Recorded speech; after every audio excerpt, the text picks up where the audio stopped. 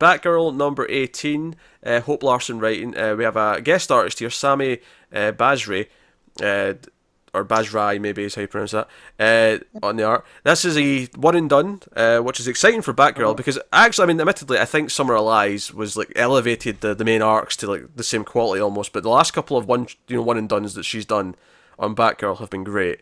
The Poison Ivy, the Hunt for the Lost Pets. Yeah, Hunt for the Lost Pets in particular might be my favourite issue of the book still. And this was a solid little Christmas story.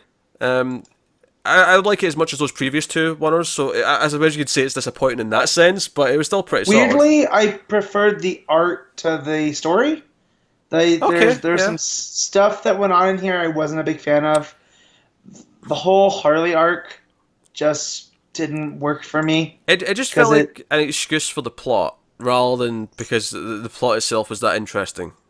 Yeah, you literally could have had anybody show up and do this. It could have been some random villain, some new villain, and they used Harley so they could put her on the cover. And when I get a Babs and Harley interaction, I want something more than this, I guess. That's what it boils down to. Because again, it wasn't bad, but I felt it was just going through the motions. Yeah, I think it's well written enough, and obviously the art is pretty nice. Do you know what I think it is? I actually think for me, I don't tend to enjoy the stories that focus on Barbara hanging out with her friends, because all this is her going with her friends to this party, and then the whole Harley thing happens, and they have to track her down. And there's fun moments in there.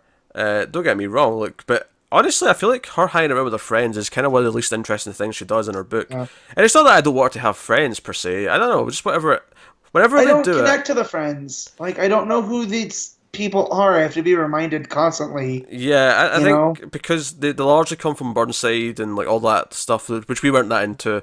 So they're kind of just these extended things of that. And I mean, I have no problems with them being around. I don't grudge them getting these little spotlights, because it typically tends to be, because there was that other, I think it was the annual, there was a story with her hanging out with a friend was the main plot, and that was again one we weren't super in love with.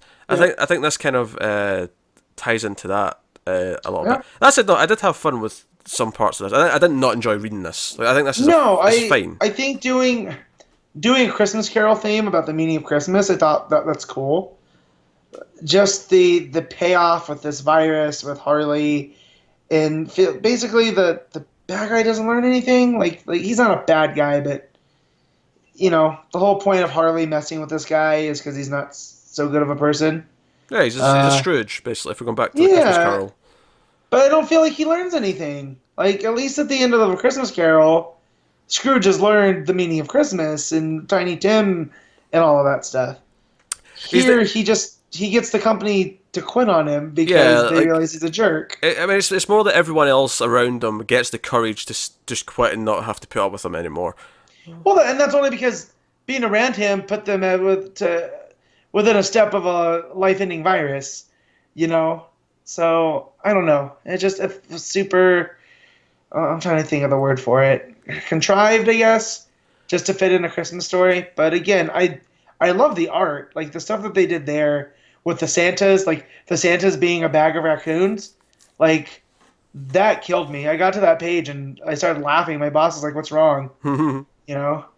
And just some of the expressions on Barbara's face dealing with Harley Quinn. Oh no, all that stuff was great. I liked her dealing with the camel and stuff like that. The camel. There's another one where she basically puts the camel in a sleeper hold with a belt. Yeah, at the school play. So yeah, there's a lot of fun moments in here. Like chasing Harley getting away in the helicopter, all that stuff. Like that was plenty of fun stuff. And I think just the plot overall was just kind of, like you say, going through the motions, and it's just a little bit disappointing because the last couple of one and dones that she did in the series were fantastic.